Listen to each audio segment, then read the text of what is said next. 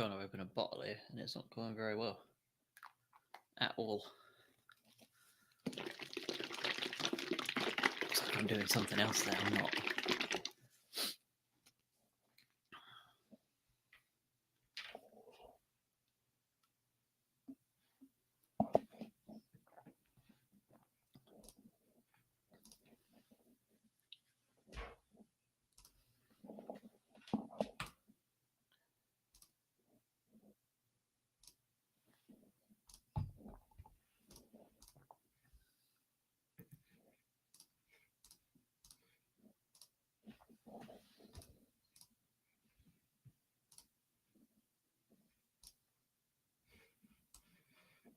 Switch these screens around, peeps.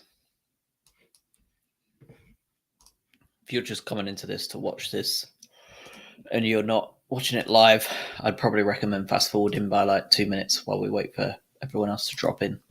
I just went live early because I pressed the button too quick. So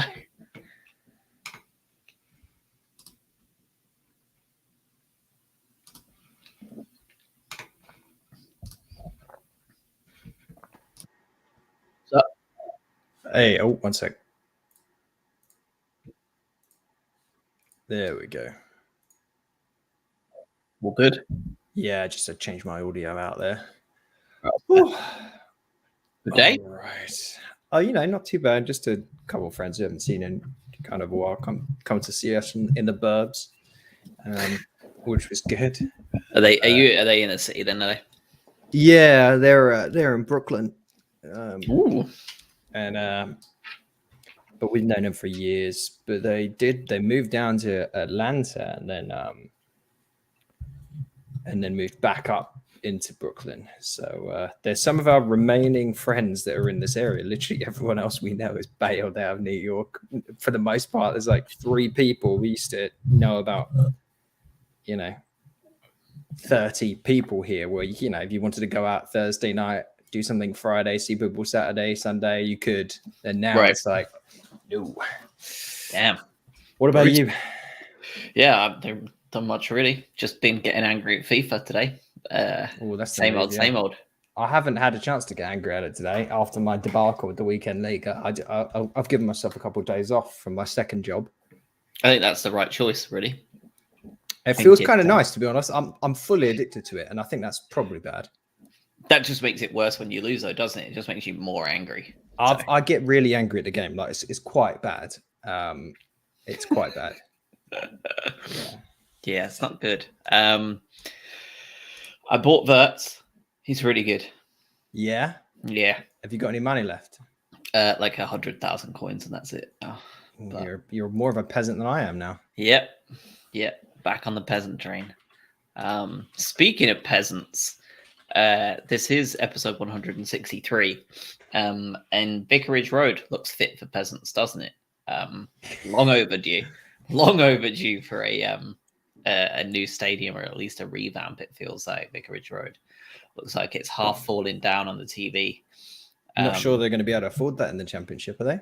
Yeah, doesn't look good, does it? After today's display.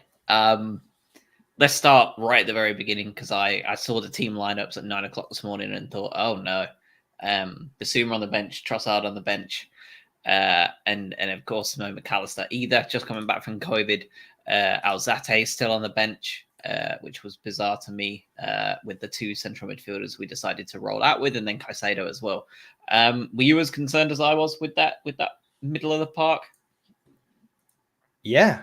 I mean, I sent WTF to you when you sent the lineup over. I was very our two of our best players on the bench for no reason other than, I guess, Trossard's kind of coming back a little bit, isn't he? And Basuma, maybe you want to give him a rest, considering he sort of came straight back from AFCON, right back into playing. But yeah, that when you look at a midfield grouping of Gross, Lallana, and Moda, it's a bit of a worry there. There's not, especially against the potential pace of, and I hadn't seen the Watford lineup there, but if you think they could have played Sard, Dennis, and João Pedro sort of against that lot, didn't feel great at the time. Yeah, and Cucho, Yeah, he's good Hernandez as well. is rapid. He Yeah. can play in the middle as well. Yeah. Yeah, it was a bit worrying. To address the thing that Craig is not been booted out from the podcast. He's still here, alive and well. His parents are visiting, so But look, my we won again when he's not here. So coincidence. we Probably draw not. when Craig's around and win when he's not here. Yeah. Yeah, yeah. So he'll be back.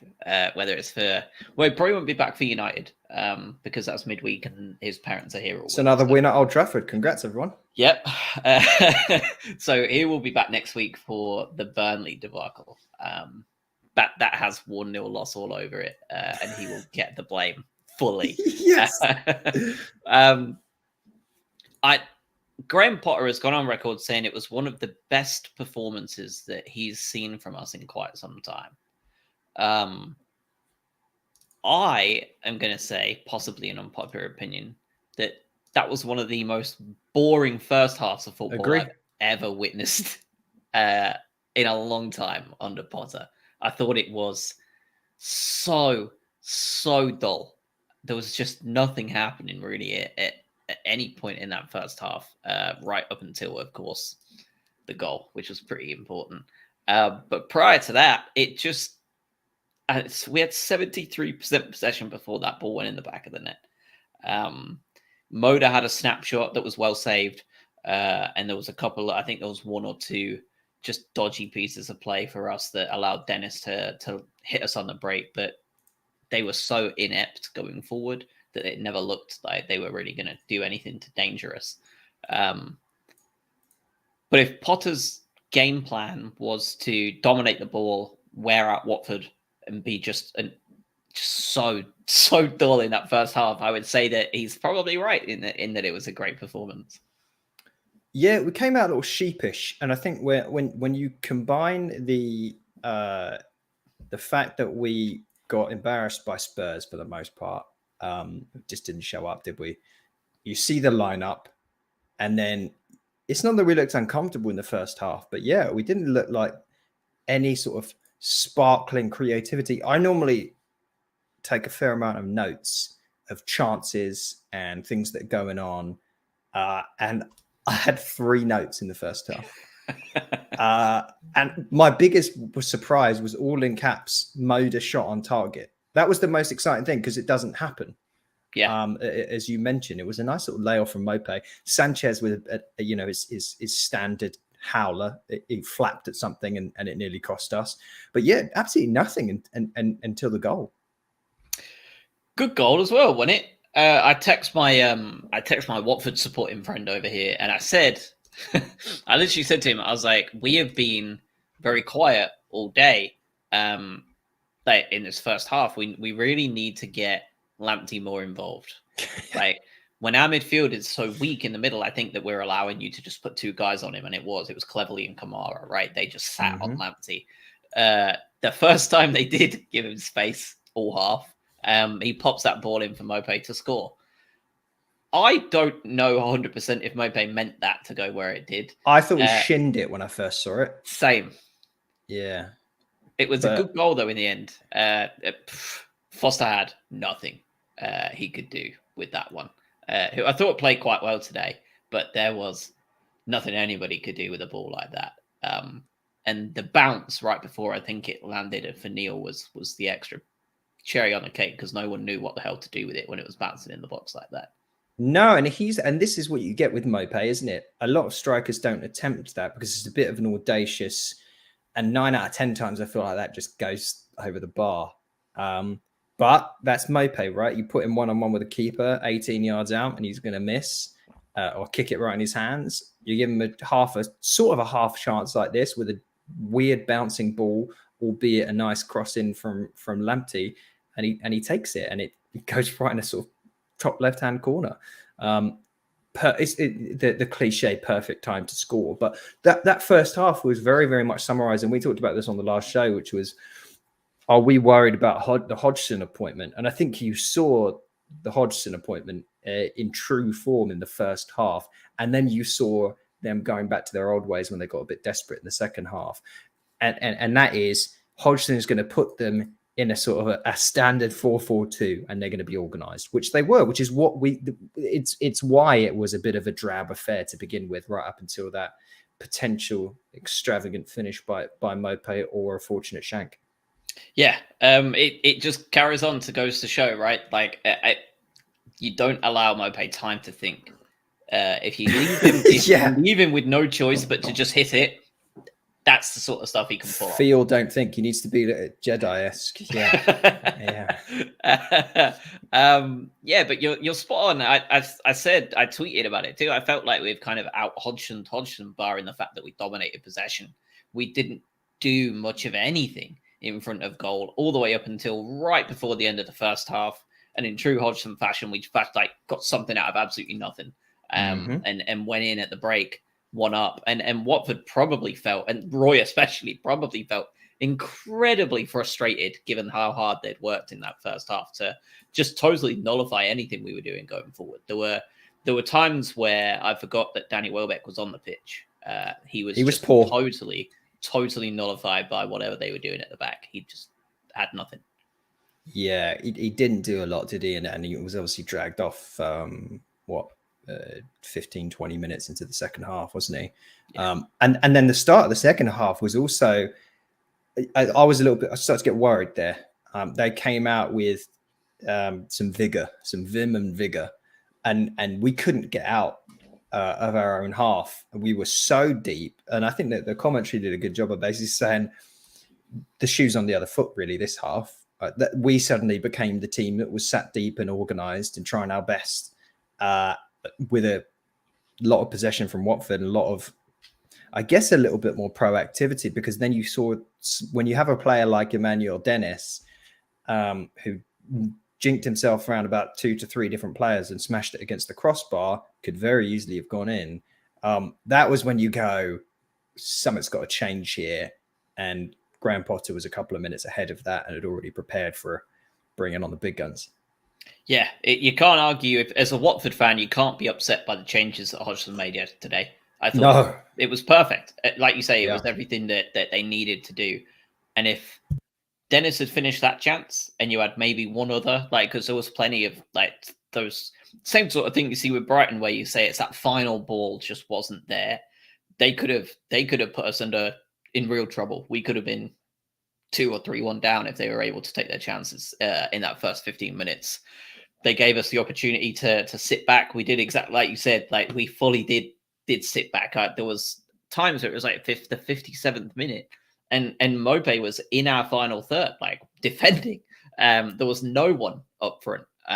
We were full on defensive mode, and I think it was about 90 seconds after Dennis hit the bar, the changes were made. McAllister and Basuma on. Yep. Welbeck and Grossoff.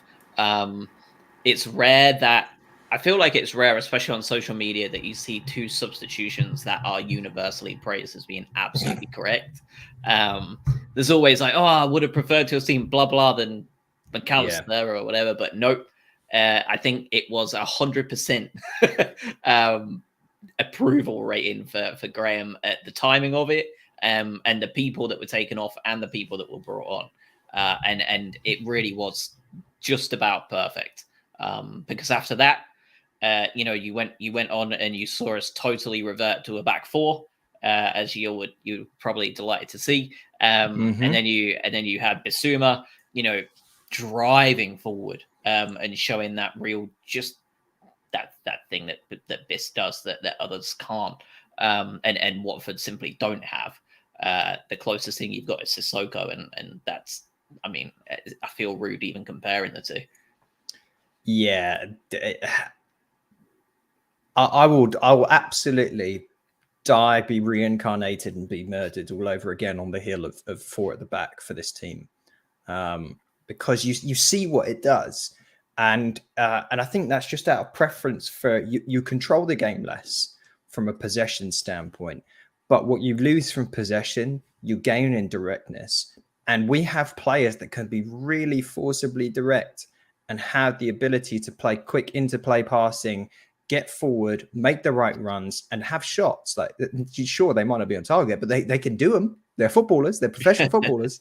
And you saw that, right? It was a different side. It felt like a different team was playing from the 63rd minute onwards, from what we'd seen prior to that point. As you say, Basuma, when Basuma was away for AFCON and when he was dropped, sort of, for his potential alleged indiscretions, you saw that we're able to win football games. We're able to draw and win football games. And today we might have won this football game if Basuma didn't come on. But it's not the same team. He truly is, for that next level energy, and that sort of, what I would call it is like he makes these marauding runs. He just picks the ball up, ducks around someone, and then just canters 30 yards. And we don't really have another player for the most part that does that. And we talked about before that Lamptey has the ability to do that too when he cuts inside and runs through the middle. Basuma does that 5 times a game. Yeah. And we don't replace that when he's gone. He was incredible. McAllister, his set piece quality is fantastic, and we'll talk about that when we talk about the goal. But he also he did a lot as well, just in terms of creativity and his ability on the ball. That again, we're seeing he's the better pick over Gross now in terms of what they both add to this team. You start McAllister if all things are considered even.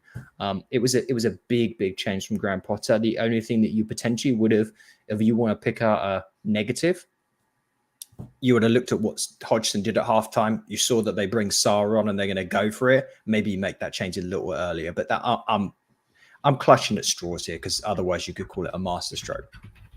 Yeah, I do feel like we got a little bit lucky having Dennis hit the bar there, because we were almost 90 seconds too late, weren't we? It was almost that classic. And then the conversation's different. Yeah. Oh, Potter doesn't make his changes quick enough.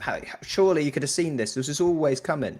So yeah, it was lucky, wasn't it? But at the end of the day, that's all you can do is make the changes. Obviously, they were preparing those changes before the chance that hit the crossbar, that it was so fast in between. There was no way that wasn't already planned. Yes, exactly. And as you say, from then on, I thought everything just went straight back to the Albion. We were much more combative in the middle of the field, which was something that I was worried about from the beginning. And we started to get back into it and creating the better chances. And all the way up until the goal itself. So another goal from a set piece, and ones that we've struggled to do lately, especially those scrappy ones, because we'd already had one earlier that had kind of scrambled around the box and not been put in. Yes, we had from a free kick, I think it was. Yes, I think it was still I think it was a McAllister free kick as well, wasn't it? I believe so. Yeah. Yeah. Second time lucky though, and Adam Webster was the man at the moment. Again, only his second goal of the season, which goes to show just how poor we've been at set pieces with creating those chances. But at that point, I don't think I've seen a team's heads go so visibly down as Watford's after that. There was no illusion that they were going to make some kind of spirited fight back or anything. The game was well and truly over at that point. But let's talk about McAllister's set pieces, because they were superb. We could have had 3, I feel like, from his set pieces today. I was worried. The only thing I was majorly worried about with Gross, as he is visibly slowing down compared to the pace of this side, was losing his set piece ability. And it's becoming quite clear that we don't need to worry anymore. Yes, that's as we say. Like now, it's almost like the baton's been handed in some senses from Gross to McAllister. And McAllister came out himself this week, didn't he? I believe, and said, I wasn't up to speed with things this last year. And it's finally come together for me this season. And you can see it. And if it wasn't so harsh to say out on the other side, you could say Gross could potentially come out and say, it's dropped off this year for me. Of course, it's not going to say that, but we can all see it with the eye test. But the other thing that the corner piece is the other thing to consider, because and Andy Nader, give him his credit after we gave him some shit last time for for breaking news that wasn't breaking news on transfer deadline day. He put an article out yesterday about how Brighton are starting to reap rewards for attention to detail on corners. And then lo and behold, we come and score a goal from a corner. And I think what's quite interesting about it is we talked about this before. We've been abject at corners all throughout the year. We were baffled by them. We were like, why are we not? What happened? Why are we not scoring from corners anymore? And we're bottom 3 in the Premiership for taking in-swinging corners. We do out-swing corners to try and get them these powerful headers like that bullet header we saw Webster score the other week. And this we were fortunate in this case, but there's been a big change that's happened with McAllister's set piece delivery and our fortunes coming from corners. And hopefully that continues because, as we've said multiple times before, if Mopé isn't banging 20 goals in a season, okay, that's fine. If the midfielders aren't supplementing with goals, that's fine. But you better score from set pieces. Yeah. Yep. So, and that's one of those things that teams like Watford also need to be doing, right? Like that's going to be the difference between staying up and going down. And despite how much I don't like Newcastle, the Trippier signing is obviously something that is massive for them because they have plenty of big heads in the box that they can reach. If they have someone who can put that ball in, and prior to Trippier, they had nobody. And that's changed everything, right, for them. I think Trippier scored from a free kick yesterday rather, or whenever it was that got them their result. He was impressive as well. I mean, I know we're going off on a tangent now, but Sam Maximin was another level in that game. And as we discussed before, my opinions never wavered by the fact that Newcastle were going to buy their way out of the bottom 3 and add some quality pieces in, and it's looking that way. But on the product of today, I think all the way through the season, I've said that Watford game we played, was it our second game? It was only our second game of the season. I think it was Burnley, then Watford. Most comfortable game of the season. Yep. And I would say this is probably second. Both easy 2-0 victory. I say easy, of course, the players fought hard and all that, but Watford are abject. And I don't know if Hodgson's going to necessarily it's when you see a guy like Lampard come in for Everton and there's a project and they put together signing on videos where it looks like he's in a soap opera or some weird sort of marketing thing. Hodgson, the people can rally around Lampard, right? They can get excited. He's still, for a lot of the younger players, they'll look at Lampard and go, you were one of my heroes when I was growing up watching the Premier League. Hodgson's Ismail Assar is not going to look at Roy Hodgson and go, oh, I'm going to fight for you. You know? Yes. So that's what I worry for that. I worry for Watford. I do think on today's proof. Ugh. I think he's clearly improved their fundamentals already, though. That would be my only counterpoint. But is that's not the only thing that matters when you're it's clearly not enough. It's clearly not, because look at West Ham midweek. It was just one fluky deflection and it cost them all 3 points. They cost them a draw, cost them everything. They sat off Lamptey for one chance. They're behind again. You need something a little bit special to be able to drag you over the line. And Hodgson doesn't have any of that. He's probably going to need, I would probably say he's going to need Sarr to really step it up and become the Zaha of his Watford, given that was so important for him at Palace. Yeah. But again, my in some ways, I'm already thinking further ahead, which is what players can we pick out as vultures when Watford go down? That's where my mind goes. But we'll see. In about true that. Football Manager fashion. Yeah, I'm eyeing them up already. I see them. They're like the gazelle at the back of the pack that's got a gammy leg. I'm like, all right, let's see what can we get out of you guys. We'll take João Pedro or something. Yeah, I like Pedro. He was terrible today. He was shocking. But every time I've seen him come on prior to this, he looked like a game changer. But luckily for us, he was just utter shite with us, so it was perfect. He was terrible. Yeah, I enjoyed the last minute substitution of Shane Duffy on for Adam Lallana at a corner. just to absolutely ensure a clean sheet that was coming in. I'll tell you why I didn't love that. Because for some reason I've been lazy with my fantasy football and left Duffy in my team because it's a double game week. So that has absolutely screwed me for that 30-second cameo that Duffy had to protect a corner. But yeah. Brutal. That ain't good, is it? That's yeah, I had Trossard in my fantasy team as well. So that went wonderfully. Didn't even play. And I thought he would be back for both, honestly, given that Watford are there for the taking.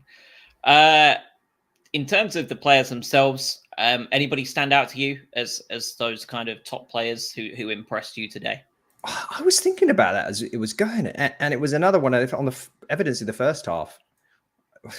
not really. I will say that, of course, we've talked about Basuma, how impressive he was. Obviously, Webster got the goal at the end. I thought, switching to the 4, I thought Cucurella turned into a different player. He wasn't that impressive first half, and then he came on really strong in the second half. He was in the box. He was taking shots. There was one through traffic that nearly went in. Yep. He hit that really well for once as well, didn't he? He did. So I thought he looked impressive in the second half. I'd say generally though, throughout the game, Moda was good value for me. But I don't think anyone stood out too above and beyond, in my opinion. I'll give it to Potter for the subs. Yeah, it's not a bad say. I think Webster, just in terms of how much he improved in 1 week again, stood out to me. Obviously, he got the goal, and generally, I don't think he put much of a foot wrong today, which was a big improvement over the disaster class that happened last week. It was just awful. So I was really happy to see him back on form. And Donkey as well, I thought looked absolutely comfortable. Looked as happy as you would like. I thought he was really good. Got that early yellow card, which is a little worry. But he did, and hopefully that sets people's minds at ease, and we stop hearing this crap about Dan Burn. Like, God, you think he was a servant of the club for 15 years, and we sold him off to some, come on. Yes, the defense looked better again. The other thing is, just I guess just to wrap things up on the game today, is I'm glad this happened. We talked last time around is the next few games are going to define the season, and we also need to have a quick, forget what happened with the Spurs game or block it out. And the team did that. In my mind, the Spurs game was a bad dream, didn't happen, and I think that's how we need to look at it.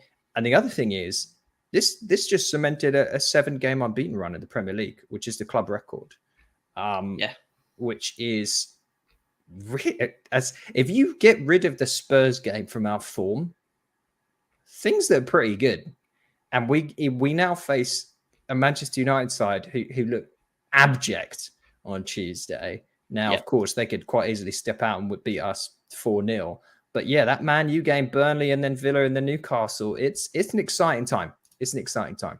Yeah, it is. There's a lot of room to get some good results. We do have a couple of people in the waiting room. I sent out the StreamYard for anybody who'd like to hop on. I'm actually going to add you both one after the other so you can chat amongst yourselves. Okay, it's exciting. So it's like we're cheating on Craig. It is. Gilbert Ross, can you hear us? You are on mute if you want to take yourself off.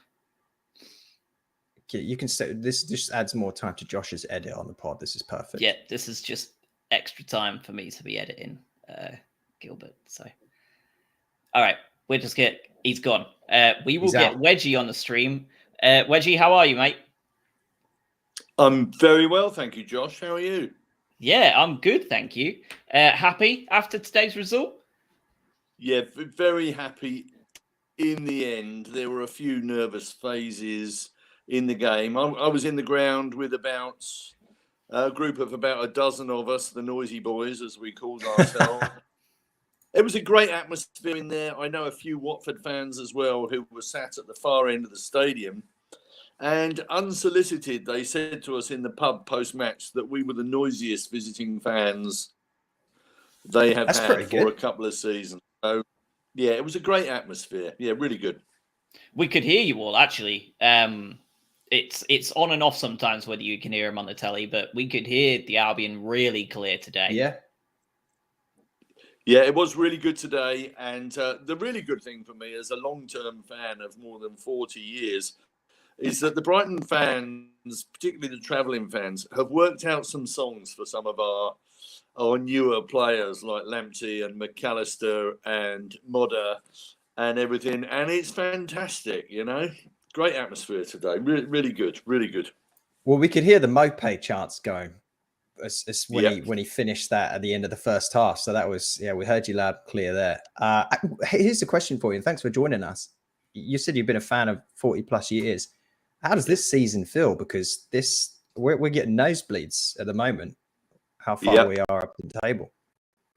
Yeah, I'm with you. I get a nosebleed seeing us up there. With 20 minutes to go, I don't know if it came across on TV coverage, but the Brighton fans were all singing "We're all going on a European tour."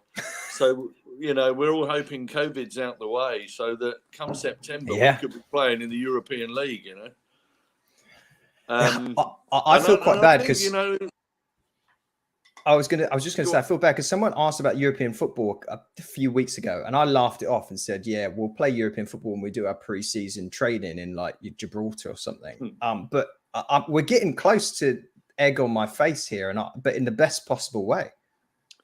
Well, I've only literally just got home in the last sort of 30 minutes, and I've looked at the table, and probably for the first time in my life, we're looking for now to the end of the season for the results of Arsenal, Spurs, and Wolverhampton Wanderers. And if two of those three falter, then we are potentially going to be in European competition, which is, as you say, it's beyond nosebleed. It's like emergency department type territory. Do you know what I mean? It's it is absolutely, it's incredible. We just seem to keep driving out the performances and the points. Today, at times, we put a few passes misplaced. There were some opportunities that we didn't really take the right decision at the right time. But by the time McAllister and Bissouma came on and just injected a bit of pace and a bit of bite. Different game, wasn't it? Different game. It was a different game, and we absolutely destroyed them. I mean, it was almost frustrating being where we were, attacking towards us in the second half, that we should have got more goals. You know, we probably should have finished with 3 or 4. We were almost trying to walk the ball into the net. But it was fantastic. Strong performance, lots of good individual performances in there. I didn't see it myself, but excuse me, I've just been looking at some online chat room comment, and I noticed it during the game that Graham Potter was sat down for most of the game. Mm-hmm. And a lot of people are suggesting that maybe he's still struggling post-COVID. But normally in a game like that was still in the balance 70 minutes into the game, you'd expect him to be right on the edge of his technical area and fully into the game. But I noticed a lot of the time it was Bjorn who was stood up there barking and Potter was sat on his chair. So I hope he's okay, yeah? He was pretty reserved in the I mean, compared to Antonio Conte, anyone's reserved. But he was pretty reserved in that game as well. You might be onto something. I'm sure as long as he was all dressed up in his smarts today with Hodgson. Yeah. Look, as long as he keeps setting the team up and making those kind of subs that we saw today, like he can sit down as much as he wants. How are you feeling about the Man U game on Tuesday? Well, I think Man U are. If you believe what you read in the football press, they still seem to be in a mess. And I got the impression with Rangnick coming in that he would sort out some of the big bristling egos in that squad. But I don't think he's been able to do that. No. And they still seem to be in a mess where the thing that's most likely to defeat them is themselves, not the opposition. And they really seem to be struggling to get it together. You know, we watched half of the game. the Man U game today in the Boozer post-match, pre-match, I should say. Southampton. And they didn't really seem to really get the bit between the teeth at all. So, I mean, you know, we've all left the game today thinking if we can crack on and put another 22 points from our remaining 15 games on the board, then, you know, we have got a chance of doing something which I didn't think I would ever see in my lifetime. So, yeah, 3 points against United. Wouldn't that be fantastic? Yeah, especially with Burnley coming up shortly after as well, back at home. Yeah, absolutely. That's exactly the thing. You said something earlier, and it's something we've talked about towards the beginning of the season more so. But the fact that we just seem to keep grinding out results, and that was something that you're starting to see come back again in January and now in February as well. There's something different about this team this year than last, because these are the same games that we would have been taking a point from or having them steal a goal at the end. But Potter and the team have really, there's something extra there, isn't there? There's that extra steel somewhere behind them that they really have that belief. And it's just emphasized, I think, by those really late goals as well. Yep. And I think the difference now for the remainder of our season is we don't have to look back over our shoulders at all. We don't have to grind out 1-pointers anymore. We've got 15 games left, and every one of those is now a free hit. So we can literally approach every single game and try to win it from the off, and give ourselves an increased chance of doing something that, you know, the football world really would sit up and take notice. You know, it's not on kind of Leicester City's sort of stratospheric sort of level, but for us and where we are at the moment, if we take those free hits and we pull a few off against some of the bigger sides and bank some points against the lower sides, then there's no telling how far we can get. Yeah. Well, the fact is we're February the 12th, and we haven't said relegation once, and that's alien in and of itself. And it almost feels laughable to even mention it at this point. But I will take one thing you did say. I've just checked it online on. Sorry, go on. Go on.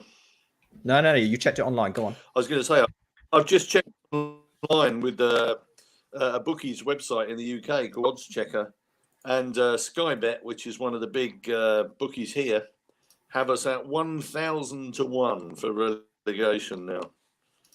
So we only need to score one more point, and they won't even offer a price on us. You know. Well, I'd take that. Even Leicester City are 100 to 1. That's ridiculous. I mean, I'm not worried about relegation, but the only thing I am worried about is when you said not looking behind. The only thing I'm looking behind that is the sides behind us scare me a little bit, and that's because Southampton are in good form.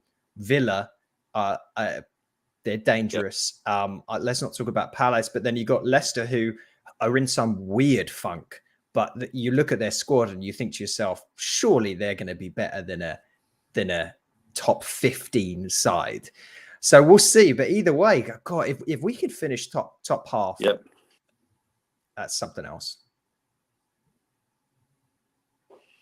Yep.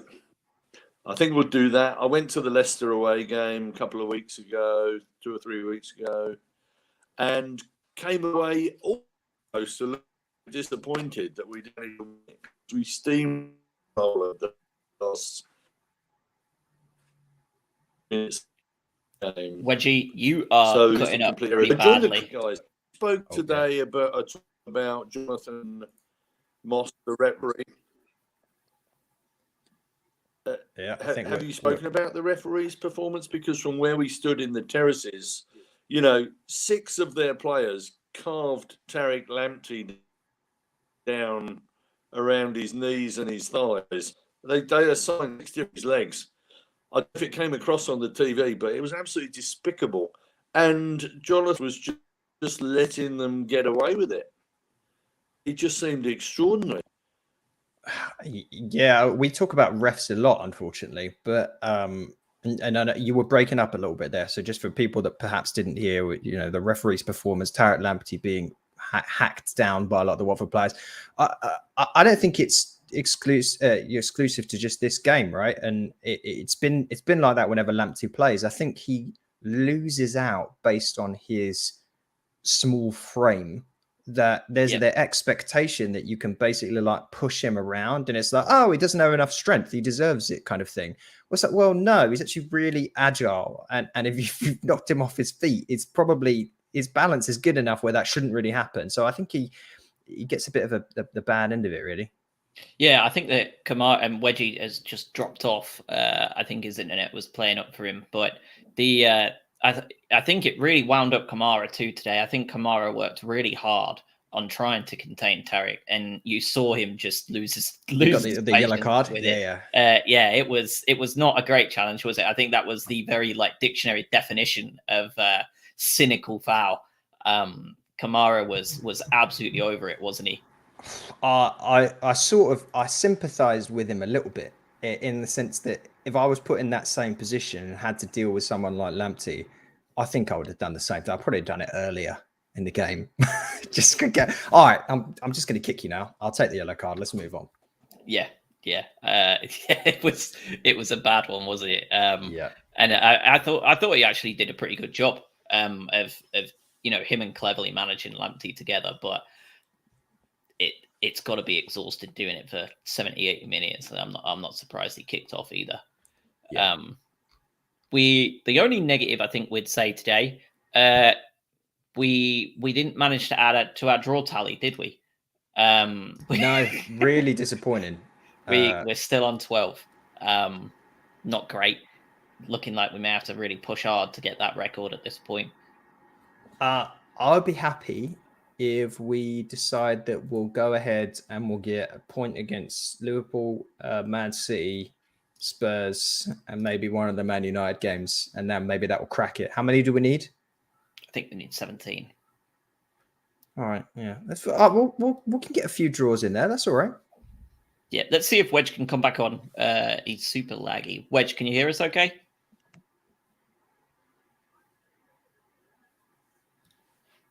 Doesn't look like it. No. His internet's given. But thank you for joining. If you're hearing this after the fact, thank you. And it's always good to hear from people that are at the game and being vocal and loud and singing, and especially when we're at this distance, it's nice to get that feel a little bit closer. Yeah, it is. The Eldu brothers in the chat says Manchester United will be an interesting game, and I think you're honestly spot on. I think this Tuesday is going to be a really interesting one with the rests that we gave specific players, and the fact that we should have a Trossard Rarent to go with no minutes today. Didn't need any. We were that comfortable. And a Manchester United side that are in total disarray. They don't seem to know what they're doing. And on any given day, really, I didn't watch any of the game this morning, but I saw the highlights at halftime with us, and they looked bang average, didn't they? And they played a lot of their main players. They had Ronaldo, they had Bruno, they had Sancho, Pogba, Rashford. All these Varane, Maguire. They had their main squad out there. There was not really anybody that you wouldn't consider missing from that main 11, and they were bang average. It was pretty even on all the stats I'm looking at here. It looked like it was a game between two competitive sides as opposed to what it should be a dominant performance at Old Trafford. Yeah, Man U are just not a good team right now, and it's, again, we say this with just the most amount of potential cushion that you can possibly have, which is Man United absolutely have the ability to go out and beat us 4-0. They do. That's the players that they have. We might not like to admit that, and we'd be absolutely infuriated if it happened, but it could. At the same time, their players. Look, I think De Gea came out this week and basically said, we think that it feels like we're under a curse. We can't put our finger on what it is. It's like someone cursed us. Yeah, it's not really a great thing for someone to come out and say on your team. And everything that they've been dealing with, Rangnick's being abused by the media at the moment because he's clearly like a very direct, answers truthfully, maybe says a little bit too much. And that is being he's being decimated for that as well. He's quoted earlier today saying, well, of course we're going to go out and sign a striker next year. Cavani's too old. It's like, well, so no wonder things are going poorly. I think what's interesting to see, and outside of our game tomorrow, Tuesday, is how Rangnick even stays on in the club. The original plan was to have him promoted and then have a back office kind of role, and he brings someone in, but his credibility has really been created at this point. Now you think to yourself, God, well, this team were playing for Ollie. They cared about him. They had Bruno Fernandes coming out to look to the crowd saying, don't blame Ollie. They don't give a shit about Rangnick.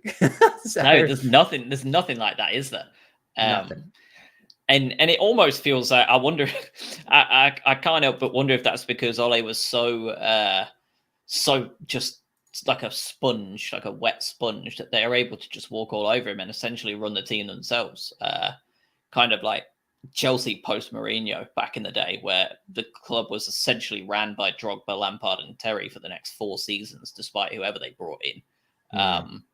And Rangnick is, as you say, he's obviously a much more authoritarian manager. I wonder if that's part of the problem there, that he's coming in and he is yet another very strong personality that's just pissing everybody off.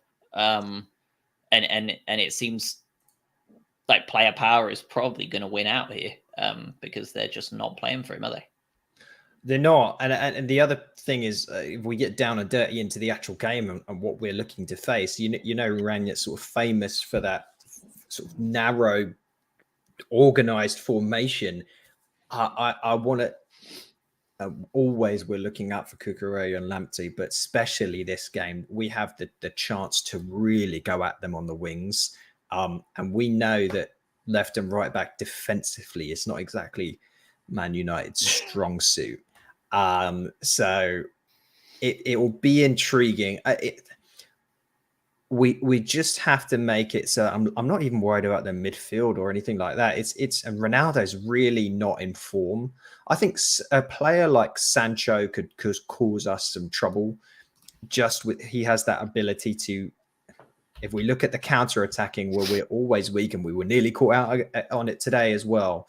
That's where it's that pace with someone like a Sancho gives me, and Rashford gives me a little bit of pause. But this is the first time, I think, where we can, not as biased fans, but as objective as we possibly can be, go into this game with an expectation that less than a point is disappointing against Manchester United at Old Trafford. You've got to think from Potter's perspective too. He's got to be rubbing his hands together, right, as a manager, because like Wedgie said there, and like you said as well, that it's essentially free hits from here on out. And it's not the free hits of last season, the season before, where it's like, oh, we're playing Manchester United, we're 1 point above the drop, like let's just do our best. This is a free hit of, we're already safe, all but mathematically, obviously. We're already safe. We're pushing to go higher than ever before. There's no major risk. Like, if we drop points, then that's the way it is. But we can do things that we maybe wouldn't have done, that we've seen Potter do in the previous seasons, where he really brings the Albion back into their shell over that last month or two of the season to ensure we drag out survival. And you see that creativity dip, and you see us drag out those, and you saw it a couple of years ago, and you saw it last year, those like 1-0 wins, like 1-0, 1-0, 1-0 in the all of March, and then we're safe, and then it's like done. You don't see any of that. And this is a chance for Potter to go against another great mind of the game.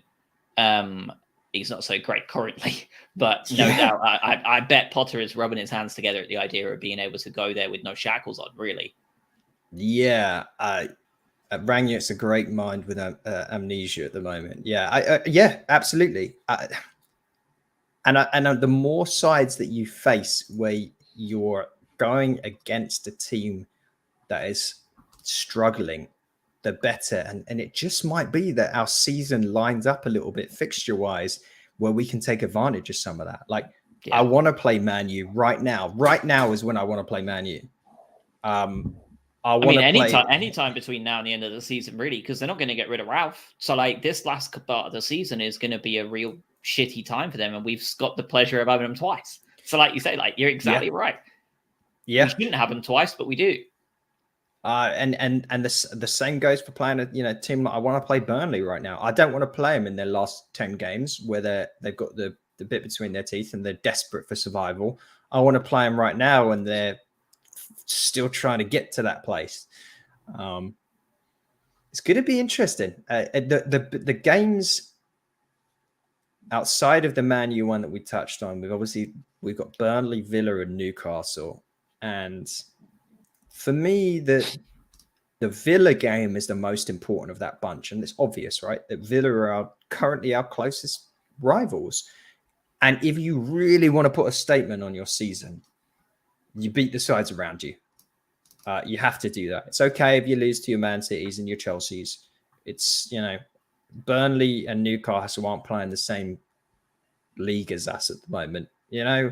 If you have to get the wins against the Palaces, the Villas, the Southamptons, and the Wolves, those kind of sides, and that's when you can start saying we're a top 10 football team. That's what we're going to. This is our statement piece. Yep, well said. Villa, especially, right, with the Basuma stuff, they are basically one of our main rivals at this point in terms of the Premier League table. Monetarily, we can't even begin to compete with the good sort of money they're throwing around, which would make it an even bigger statement, right? You're going to be going that if we can take a win off of Villa in a couple of weeks, Basuma will take that move if he wants to anyway because of the money. But you've got to sit there and think we're a team on, an eighth of the budget Villa are on probably with the sort of money they're throwing around, and we're still putting out results against those teams. So it's something for every fan of the club, despite, because we keep seeing these things continue to happen. Your Aston Villas that are just cranking out money for fun. Your Evertons that have bajillions of pounds, no matter how shit they seem to be spending them, they have a lot of money. You're now Newcastle, richest club in the world. We're still able to compete with those teams if we do the right thing. And we're not going to become... I've seen a lot of people in the press saying that it's almost a two-piece Premier League the way it's shaping up. And that's clearly not true because we've got West Ham in fourth and we've got names that are challenging there and will continue to challenge there as long as they're well-run clubs. Yeah. Speaking of well-run, I want to bounce off of that point you made with there's two news articles that came out this week that are relevant to that.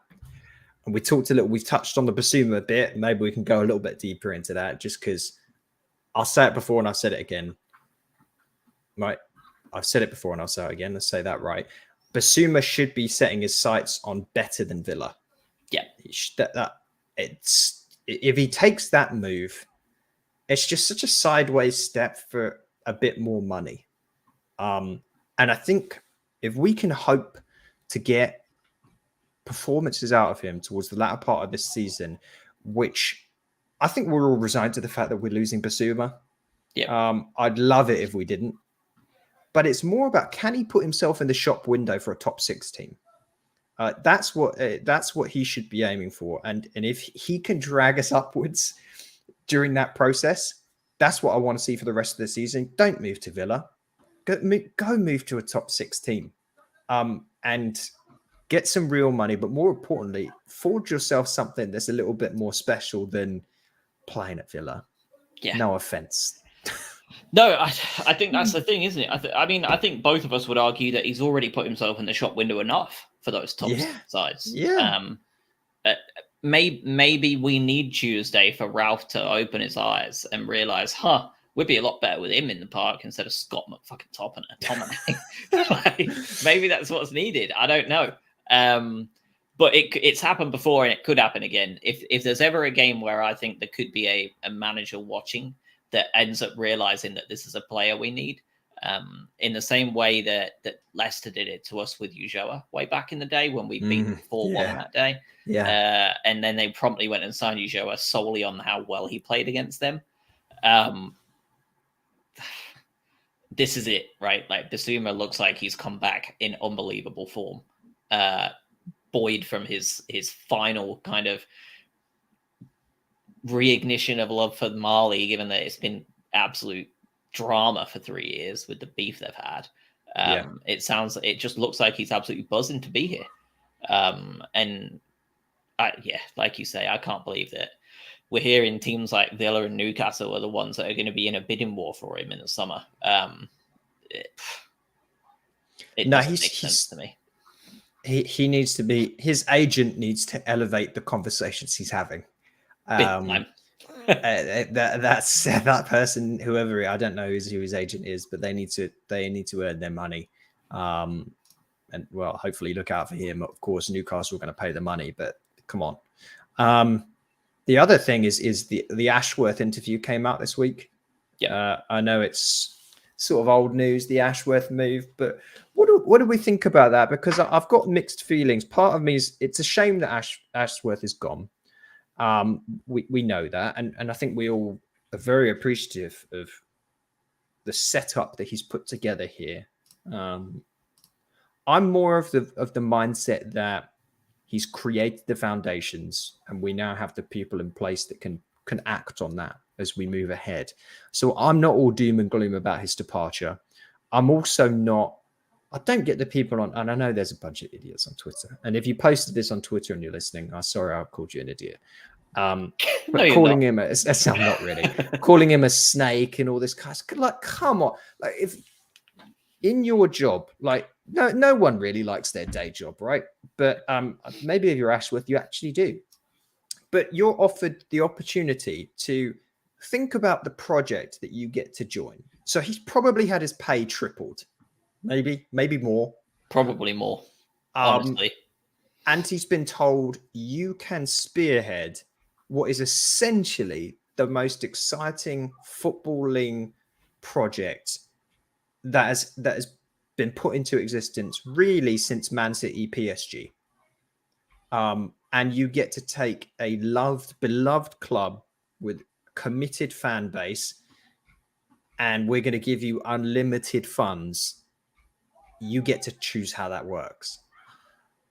Nobody says no to that. I mean, it's basically is your own football manager. It's like literally. I know we joke about that with like the youth we're signing, and like it's Graham Potter's football manager save. Blah, blah, blah. Like it really is. Like it's you've got like an unlimited money cheat. You've got an in-game editor activated, and you've just added loads of zeros on the end of the budget, and you've just self-inserted yourself in that job, and now you can do whatever you want. Along with the real life consequences of becoming really rich in real life too. Like, why? And I'm sure he's not. I'm sure he's not. Scrounging at this point. Right. And he came out. He was perfectly happy at Brighton. What was the phrase he used? It was a pull, not a push. The lure of the opportunity. It wasn't that it was disgruntled or upset. And I think you could see in Tony Bloom's statement that came out, he was pretty pissed off. He was disappointed that he left. I half wonder whether they had a discussion. I don't know. We speculated about this idea of changing the guard and Weir coming in and being his sort of right-hand man and all this. And maybe that was a bit of a smoke screen for actually Weir's the replacement and whatnot. But if they didn't have a transition plan, it was more, he went to Tony and said, I'm going to decide after the January transfer window and I'll let you know. And maybe they had a good relationship in the January transfer window and it took Tony by surprise. But his statement is that he came out, his press release was a little bit, the language to use was a little bit abrasive. Didn't he say like, we're devastated? I can't remember the phrasing that he used. I'll have to bring it up. I'm trying to find it too. Yeah, because I'm here we go. Extremely disappointed. You don't say that phrase if it was fully mutual. So agreed. Something. So I'm wondering whether he potentially was staying and then decided no, and Newcastle up their offer. We probably won't find out about this ever, or maybe further down the line. But yeah, I just thought that was interesting. This would be one of those like Dark Side of the Ring episodes in 40 years of like the Chris Benoit murders, but like the Dan Ashworth exit. There'll be some kind of unfettered, uncut thing of Tony when he's really old, just like Corleone from From the Godfather, just like absolutely fuming. I'd almost yeah, because extremely disappointed is strong words from a man that doesn't normally talk in quite that language necessarily in a corporate what is a corporate press release. So I think he's missed. In some ways, you have to take it as there'll be some commission there. I know there's some arguments. News is coming out about arguments about how much gardening leave he needs to take and whether there's even like lawsuits involved. So clearly there wasn't a full amicable exit. Yeah. But I'm flattered in some ways that aside, this sounds too positive for Newcastle, but a side like Newcastle, in the sense that like they could probably bring in 90% of who they want to at this point with the checkbook. They looked at this project, I'm calling it a project, and said, we want him for ours. Like we want the guy that did the Brighton thing. Yeah.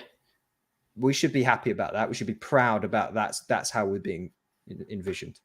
And I think it's important to note as well, because there are a lot of people panicking about it, like you said, but like Graham Potter found, Tony Bloom found him to exercise his vision, not Ashworth's vision.